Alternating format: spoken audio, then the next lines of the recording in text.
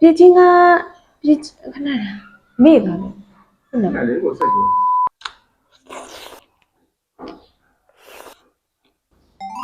အားလုံးပဲမင်္ဂလာပါရှင်ဒီနေ့မှာတော့ချက်ရတာလည်းအရမ်းမြန်ပြီးတော့စားလို့လည်းအရမ်းကောင်းတဲ့ကင်းမွန်အချိုချက်လေးချက်မှာဖြစ်ပါတယ်ရှင်အဲဒါဆိုစကြမယ်နော်ကင်းမွန်ကိုသူ့အပေါ်ရန်ကအရေခွန်လေးတွေခွာမယ်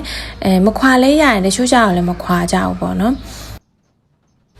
ပြီးတော့ရင်ခေါင်းလေးကိုဆွဲဖြုတ်မယ်အဲ့ခေါင်းလေးမှာအတွဲလိုက်လေးပါလာတဲ့ဥစ္စာကိုခေါင်းအဆက်လေးကနေအကုန်ဖြုတ်ပြီးတော့ဖယ်လိုက်ပါမယ်ပြီးတော့ရင်တော့သူ့ပိုက်ထဲမှာရှိတဲ့အယိုးလေးကိုဆွဲထုတ်ပါမယ်ပြီးတော့ရင်အထဲထဲမှာဘာမှမရှိတော့ဘူးရေလေးနဲ့စီးမယ်တခါတလေကျရင်ဥတွေပါတယ်အဲ့ကျရင်တော့ဂယုစိုက်ပြီးတော့အယိုးကိုဆွဲထုတ်ပါ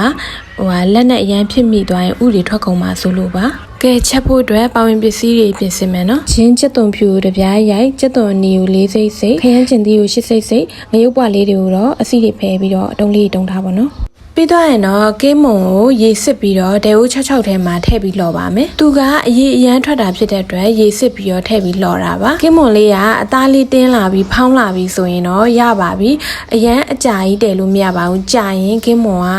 အကောင်ပြောက်သွားပြီးအရေးဖြစ်သွားပါမယ်ကဲဒီလောက်ဆိုရင်တော့ရပါပြီသူ့အရေးလေးကနည်းနည်းပဲထွက်တာဖြစ်တဲ့အတွက်ကျွန်မမသွန်တော့ဘူးအဲ့နည်းနည်းလေးပါယူလိုက်ပါတယ်ကျွန်မစားမထဲတော့ဘူးပေါ့နော်သူ့အရေးကအရန်ငံပါတယ်ဒါကတော့နနက်ပွင့်ရယ်လေးညင်းပွင့်ရယ်ဖာလာစီရယ်ပေါ့နော်ခုနကကင်းမုံလော်ထားတဲ့အိုးလေးကိုပဲမစေးပဲနဲ့ဆက်ပြီးတော့ချက်မှာဖြစ်ပါတယ်ဘာလို့ဆိုတော့သူ့ထဲမှာငံတက်လေးနဲ့အနံ့လေးနဲ့ပါနေလို့ပါကဲအဲ့တော့စီပူပူတဲ့ကိုခုနကလေးညင်းဖာလာနနက်ပွင့်တို့ကိုထည့်ပြီးအရင်ဆုံးကြော်ပေးပါပြီးရင်တော့လေးစိတ်စိတ်ထားတဲ့ကြက်သွန်နီထည့်ကြော်ပါကြက်သွန်နီလေးနွမ်းလာပြီဆိုရင်ဂျင်းနဲ့ကြက်သွန်ဖြူထည့်ကြော်ပေးပါအနံ့လေးမွေးလာပြီဆိုရင်တော့ငရုတ်ဘွားထည့်ပြီးတော့ဟိုဘက်ဒီဘက်ထည့်လိမ့်ပေးပါပြီးတော့ရင်ခရမ်းကျင်သီးထည့်ပေးပါ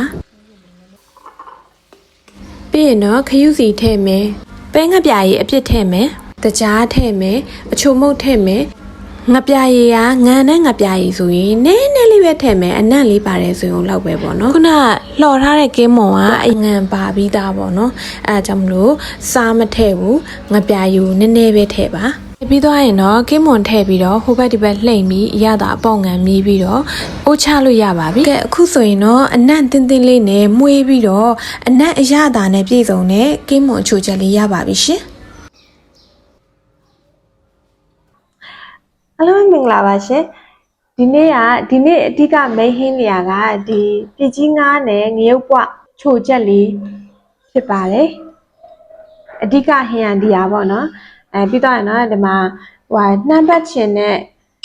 ခရမ်းကစော့တီးနဲ့ကြော်ထားတာနဲ့ပြီးတော့ကြက်စွပ်ပြုတ်ဟင်းရည်လေးနဲ့ပေါ့နော်စားကြပါဦးဒီဆုံးပြကြီးငါးဒါဟင်းထဲမှာအကြိုက်ဆုံးအရန်ကြိုက်တဲ့ဟင်းပေါ့နော်အရန်ကြိုက်တယ်ဒီဟင်းချက်တဲ့နေရာထမင်းအများကြီးစားတယ်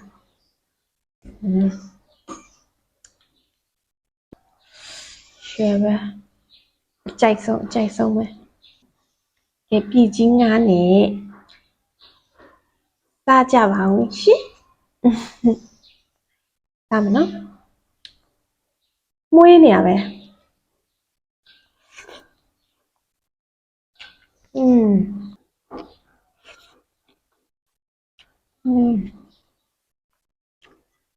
ဟုတ်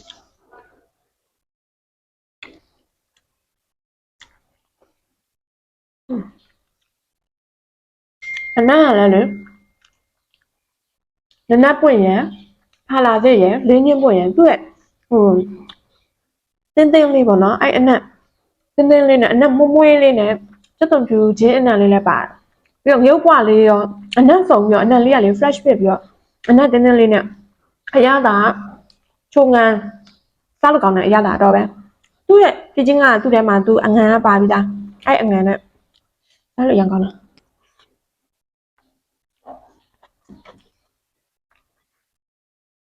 အရန်ကြိုက်တာငယ်လေးကမမေအိမ်မှာဒီကချက်ကျွေးရနေဆိုရင်တမင်းအများကြီးစားဒီတပွဲတရားနဲ့ပြီးရစားကြပါအောင်နော်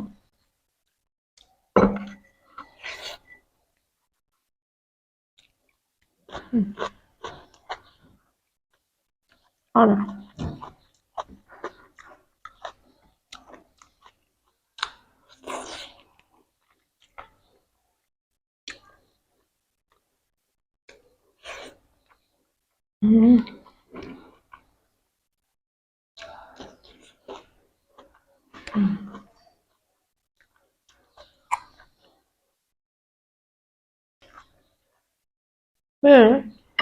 đó năm bát chè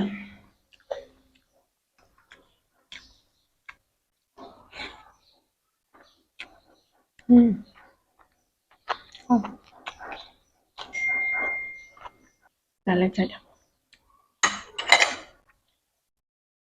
mẹ là thế này cho nhân trò ba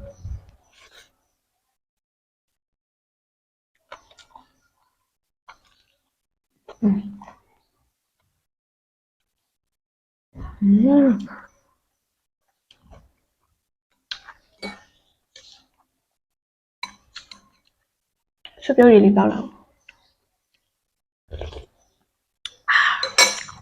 chào bạn